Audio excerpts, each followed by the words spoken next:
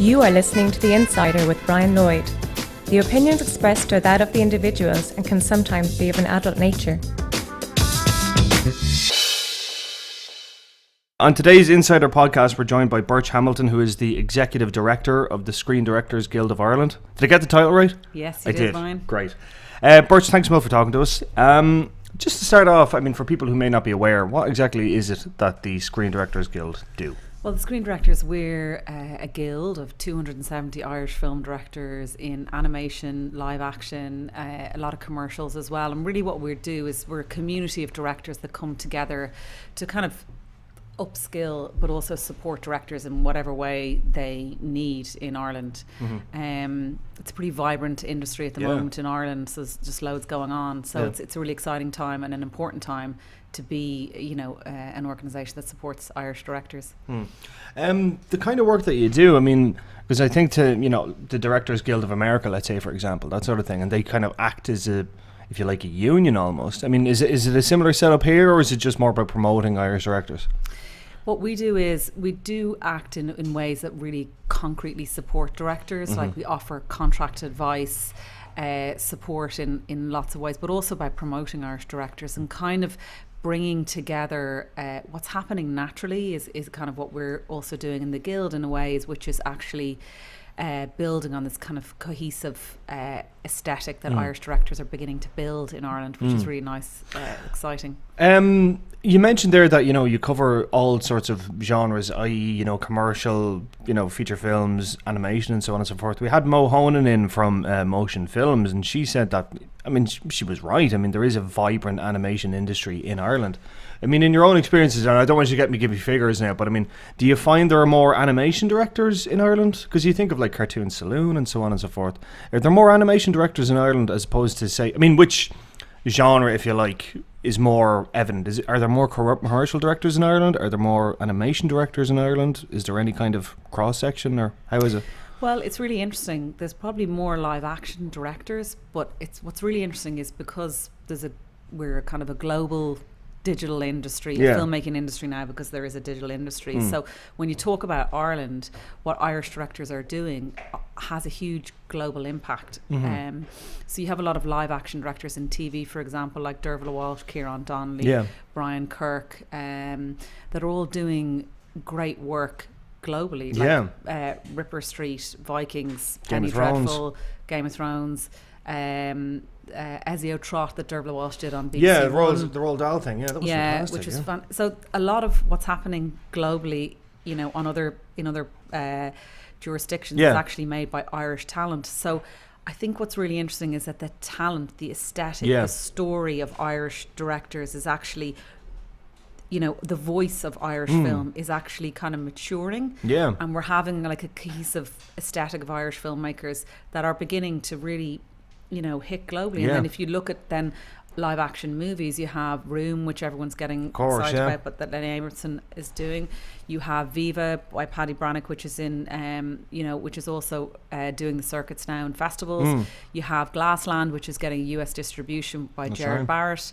So then you had the likes of Paddy's Day by Terry McMahon. So you've a lot of I would call them like auteurs, like directors that are beginning to just really, and the Irish industry is maturing. So what I'd say to your viewers is like, everybody else around the world is getting really excited about Irish film and Irish directors. So I think Irish people themselves need to get comfortable with the fact that Irish movies are brilliant and they're getting much, much better. And they're better. They're getting better every year.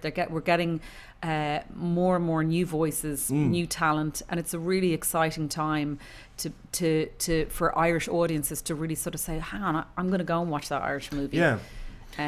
No, it's just actually funny that you're talking about Irish film and Irish directors, and you're absolutely right. It's in the past 2 to 3 years, the industry has just really exploded. Do you remember a comment made by one of the McDonough brothers about Calvary? Yes. Any thoughts on that? Now, for our viewers I'll just put this in context. Basically what he said was that when he was making Calvary, he didn't want to make an Irish film. Now, I'll be honest, I can see his point to a certain degree, because obviously he wants to travel and all the rest of it, and he has to try to sell it abroad. But I'm just wondering, what were your thoughts on the situation? Well, our thoughts are Irish film is wonderful. Yeah. And why would you not want to make an Irish film? And I think, yes, it is easier when you're making a US film and you've got $30 million alone as a marketing budget that our Irish films don't have. So it's kind of an unfair game to be playing, to be pitching, you know, Irish movies against, you know, Hollywood blockbusters. That's kind of not an even game to be playing. But I think I wouldn't agree with those comments at all. Absolutely, and I would say that Irish film is beautiful, and it's getting stronger, and it's getting global interest from people more and more. So why wouldn't anyone be? Why wouldn't anyone want to do it? Yeah, absolutely. So, you know, we've noticed as well, like just even in the last 2 years, like, I mean, I remember last year we had The Stag, which was almost like this kind of like hangover style comedy and so on and so forth. And we had Ciarán Foy's Citadel, which was this brilliant horror film. And I'm just saying that the genres that Irish directors are making just seems to be a lot more vibrant now than it was a few years ago. Because back in the day, we used to have Jim Sheridan, and he was, you know, doing John B. Keane and all these kind of things. And they're all very kind of stately and very, you know, a lot more kind of, I don't want to say worthy, but you know what I mean? Like, they're a lot more kind of, you know, bigger films, if you like. I mean, what's been your experience? I mean, is it just, I mean, why is it now all of a sudden that we're seeing more directors making more different types of films, if you like? I mean, why do you think that is? I mean, is it because Irish directors are just becoming more brave? Is that it? Yeah, well, I think we've always had that rich history of storytelling. So I think that's in our blood as Irish people, and our Irish directors have had that. But now I think what they have is also, you know, we've done, if you look at, you mentioned Gary Shore or Ciarán Foy and Gary Shore, they both came from Dunleary College of Art and Design. So it's about, they also have that, a lot of those films, those with heavy VFX, people tend to come from an art background, so they came from an art school, and so they really have that kind of aesthetic understanding. And also I think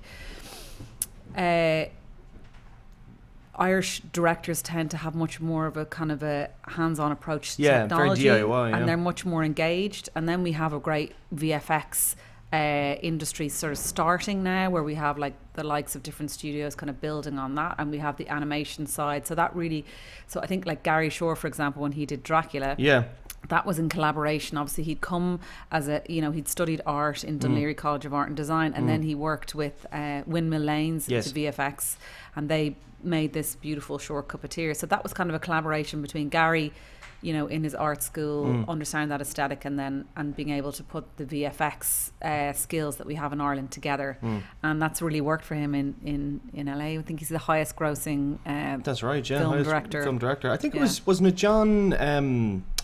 John Madden, I think, had it before, wasn't it? Or not John Madden. John Moore. John Moore. John Moore. Yeah, he's pretty high grossing. He is, isn't he? Like, I mean, he was doing like, you know, Flight of the Phoenix and that Die Hard film as well. But just to focus again, we're talking about, you know, blockbusters as well, and obviously we have, you know, Star Wars down in Skellig Michael and so on and so forth. I mean, does the Screen Directors Guild, I mean, does it get involved with, you know, international productions coming into Ireland? I mean, would they try sell, you know, maybe, you know, first AD or something like that, or, you know, director, cinematographer? I mean, would you try sell our own talent to incoming productions? We try. We can't always, of course, push it on people. But I think, like, if you looked at those 13 international TV series produced in Ireland, and more of them are becoming Irish directors are getting onto those international TV productions. What we don't have in us is we don't have enough drama, like Indigenous drama. So that's a bit of a challenge to get our to put your foot in the door of TV, especially international TV. We need more.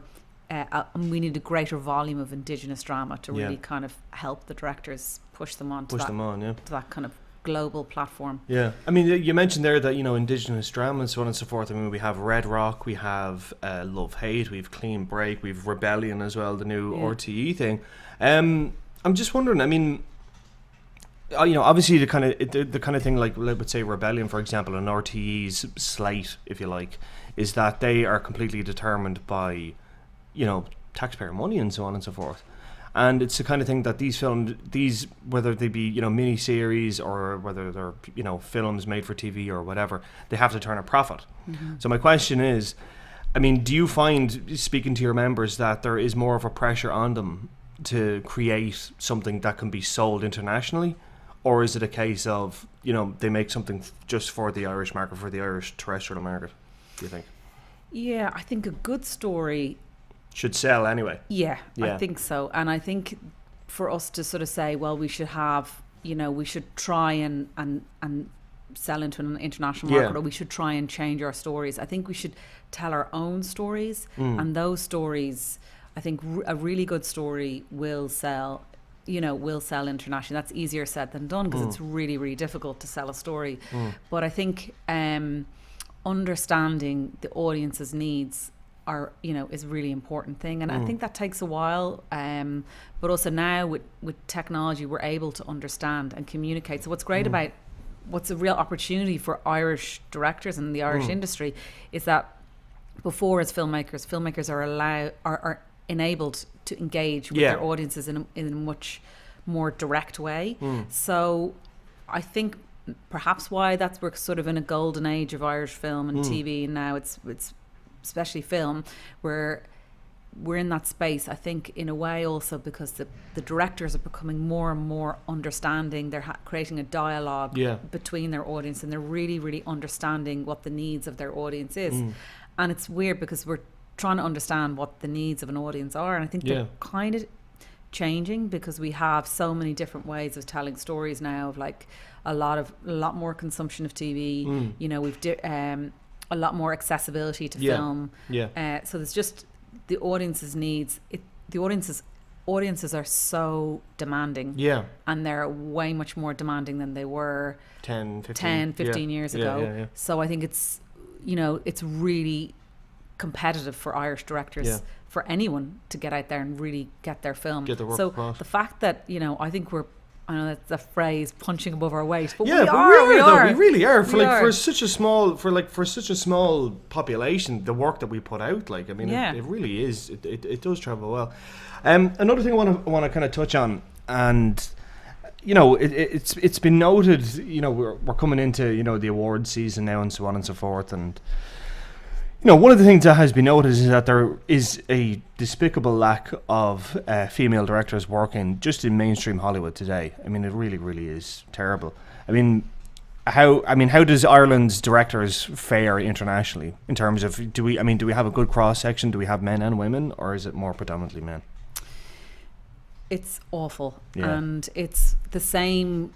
Actually, globally in Ireland, what we're seeing is and it's interesting. We're talking to the Irish Film Board about looking about how we can solve this problem. What we're seeing is that there's a lot of activity for women in documentary, and a lot of activity for women in drama, but not as much in feature film, and especially when you get to the higher budget, the women just seem to disappear. Just seem to fall off. So even though there is activity, even though women seem to be starting out and telling and being delivering and being able to produce work, that they're just not going to the higher level of the real key drama. So I think I don't see any excuse for it. I mean, what they did in Sweden was they introduced quotas, and now actually they've got to a point where they've got rid of the quota because they have 50%. I do notice in the production side, and I've been on that side, which is the grafting, the real hard work, is actually a lot of women doing the job of 15 people. So the production side, women are doing a lot of that, but the creative side, I think we need far more. Do we need to look at quotas? I think we're a little bit off on looking at whether we need to do that. I think we're just looking at data and seeing how we can proactively encourage women to stay in the industry. I don't think it's a problem getting them in, but how do they stay in the industry? Do you think there's something in the industry that is forcing them out? I mean, you hear all this bullshit about that it's a boys' club and all the rest of it, and that it's very kind of closed off and all the rest of it. And I agree with it. I do think that is the case. I do think it is a very much a male-dominated industry. Have you spoke to female members of the guild? I mean, what's been their experience? What's been their kind of? I do think it is male dominated, and I don't think it is as easy for a woman with her script to sit there and say, try to sell I made it, this. I think there is that prejudice that Yeah. people have, that actually the guys have done it before. It Yeah. was a club, so why should we change? Why should we change? So I do think that is the case.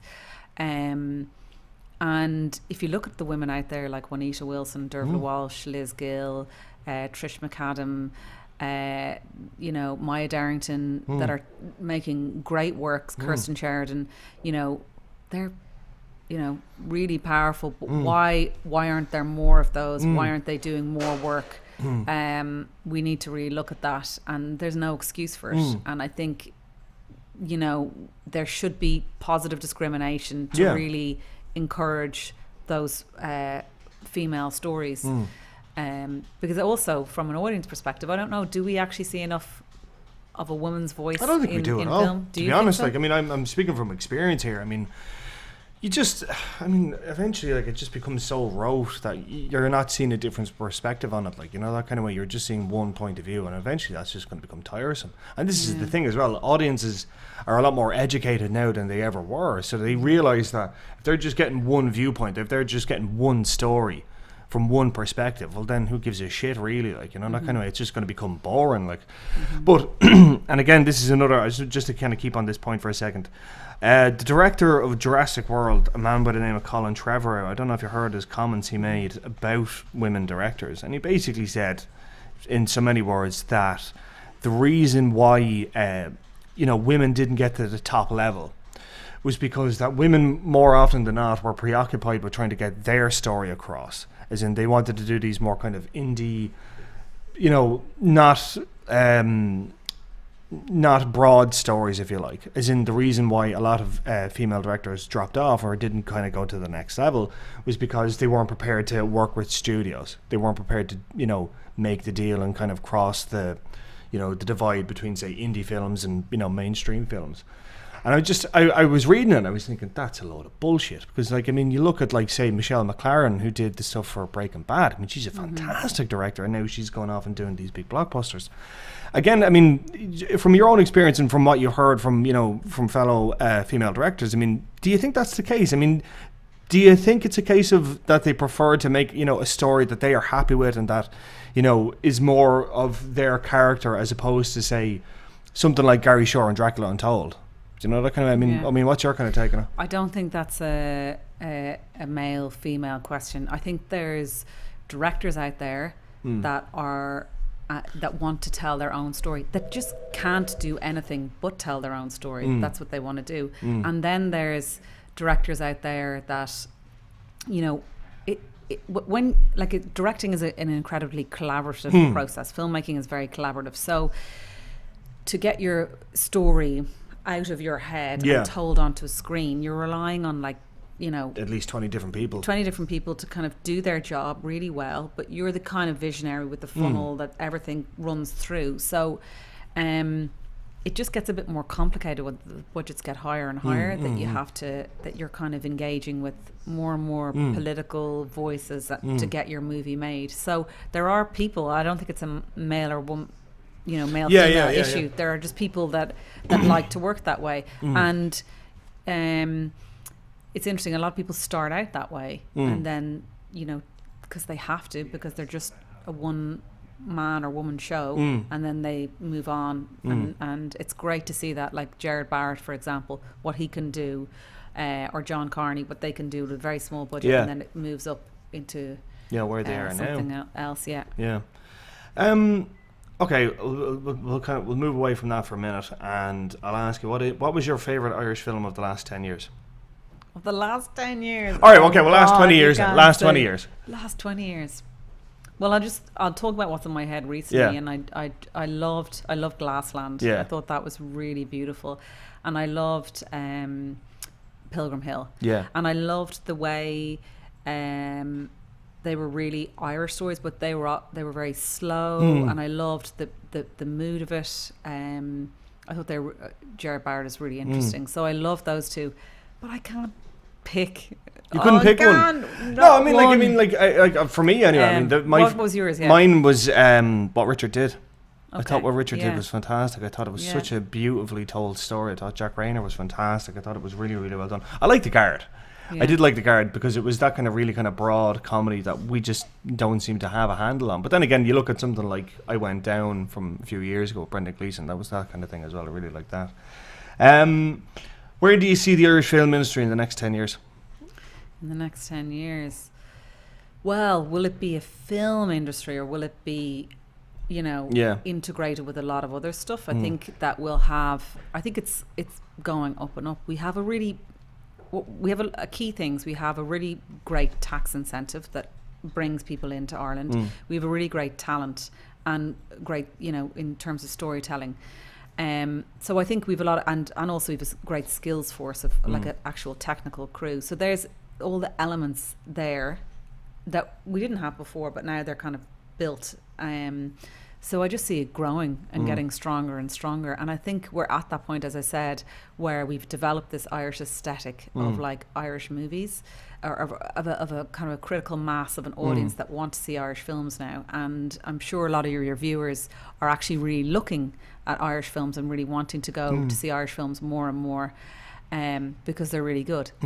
So I think we're in a good place, aren't we? I think we're in a really good place. Not to toot our own horn. And I just think what we do need more TV activity. TV is really expensive, but we do need TV, and I think there is an appetite out there for TV. We just need to convince the powers that be, broadcasters, that we need more TV. But like, I mean, to look at like on the Klondike thing, that was fantastic. Like I was watching it the other night. Like it was really, what did you think? Good. I really enjoyed it. It's like, I mean, I love Deadwood. Deadwood was one of my favorite TV series. I absolutely loved it. So to see that kind of being put through an Irish prism, if you like, was really, really interesting. I mean, was one of your members in it? Yes. I forget his name now. Yeah. But it looked fantastic. It really, really did. Yeah. Okay, Birch Hamilton, we will leave it there from the Screen Directors Guild of Ireland. If we want to find out more about the Screen Directors Guild, what do we do? Yeah, if you want to find out, you can go on to SDGI.ie, and if there's anyone out there that wants to become a member or wants to work with a film director, you can contact us on the website. Great stuff. Birch Hamilton, thank you.